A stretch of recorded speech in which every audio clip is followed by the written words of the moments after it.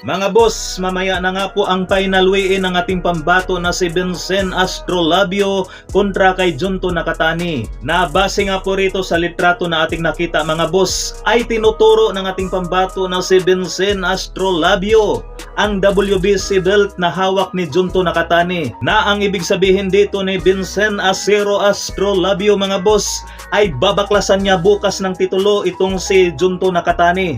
Abangan natin ang kanilang bakbakan bukas mga boss. Samantala, pambato natin na si Marvin Izquierdo. Natalo nga po ito kahapon sa bansang Japan. Nakalaban nga po niya ang Japanese undefeated na si Taiga Aimanaga. Nasa round 2 pa nga lang po mga boss ay gumapang na nga po itong ating pambato. Di nga po niya kinaya ang lakas ng Japanese. Samantala, napalaban din dyan ang isa pang Japanese na si Rico Masuda, kung saan iniligpit naman niya sa round 4 ang kapwa niya Japanese na si Aikuya Tomishi. Sobrang lakas din talaga nitong si Rico Masuda mga boss. Matatandaan na pinaggapang lang din nitong si Rico Masuda ang ating pambato na si Jonas Sultan sa loob lamang ng ilang seconds mga boss. May ilang buwan na ang nakalipas.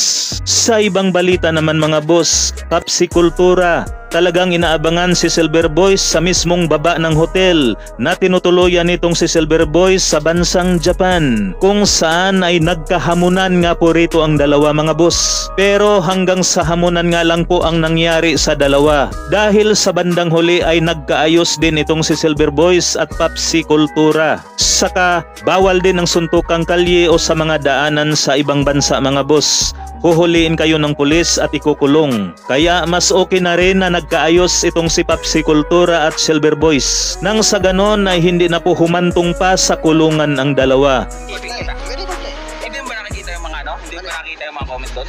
Hindi nga, kanina umaga yun. Meron mong nakaraan, meron kang record. Alam nila yan, alam nila. Bakit kita iisipin? Sige, wala naman na lang. Bakit kita Parang walang demanda, walang suntok, walang sino mauuna. Bakit kita iisipin? Alam mo, kung ka ganyan, kung gusto mo na, kasi yung nagwalo-walo ito, may suggestion ako. Hindi naman kami tayo, sir. Yung nandito naman tayo, walang rules. O hindi naman tayo, walang rules. Kasi ayaw ko din naman, siyempre. Hindi ako bukingero, amateurista kayo. Hindi ako amateurista, ring announcer ako. Hindi. Dito kasi bro, damay tayo lang.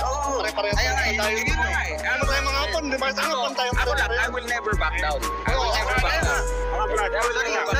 Pero walang Kahiyada lang tayo, wala tayo sa bansa na. Hindi, alam namin. Ayun na nga eh. Baka ba nung sabi mo pag nakapunta ako ng Japan? Agree to security na lang Yun tayo. na nga ang sinabi mo, pagka nakapunta ako sa Japan, ganito, bla bla bla bla. Oo, sir, ako sinasabi ko, di ba? Later on, pero nung una, I can read between the lines bro. I can read between the lines. Kaya nga nandito na tayo, wala naman tayo. Kung gusto mo sa loob ng ring. Pero, yun lang, Sana po nagustuhan niyo yung hype. Rin, nawala na ba high blood mo? So ayan po mga boss, si Silver Boys at Papsikultura.